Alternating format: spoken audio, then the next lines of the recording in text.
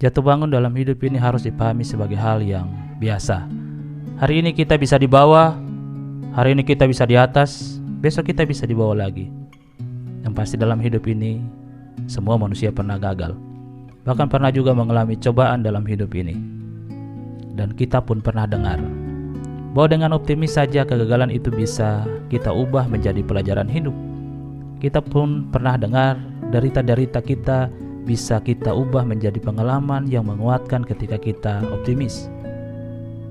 Berbeda, ada salah satu motivator saya berkata bahwa ada situasi yang berbeda ketika kita dalam cobaan. Gagal dan kejatuhan membawa kita ke dasar yang paling bawah. Berbeda ketika kita berada di lembah kekelaman, ketika kita kehilangan segalanya dan berkata ini akhir dari segalanya. Memang tidaklah mudah. Sebagai pendeta, saya pernah mengalaminya dan pernah bergumul dengan sahabat-sahabat saya menceritakan jeritan kepiluan saat mereka gagal dan terjatuh. Lalu bagaimana bisa bangkit? Bagaimana bisa mulai dari titik minus itu?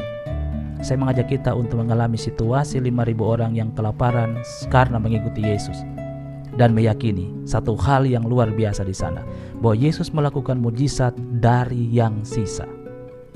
Waktu saya mengalami kejatuhan, saya teringat akan cerita itu dan mencari apa yang tersisa dalam diri saya.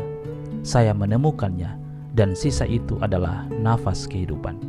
Ketika saya sadar bahwa saya masih hidup, maka nafas hidup itulah yang saya serahkan kepada Tuhan sebagai sebagian yang tersisa yang saya punya saat itu. Saat itu Tuhan mengatakan dalam pikiran saya bahwa masih tinggal selangkah lagi. Kata-kata itu dari Tuhan yang kemudian membangkitkan saya sampai hari ini.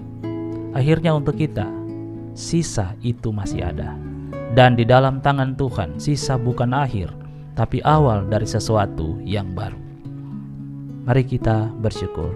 Tuhan, jika di hari ini kami gagal dan sementara terjatuh, atau besok nanti kami gagal dan terjatuh, ajarilah kami untuk bersyukur bahwa masih ada nafas kehidupan, dan ajarlah kami untuk meyakini bahwa masih tinggal selangkah lagi. Amin.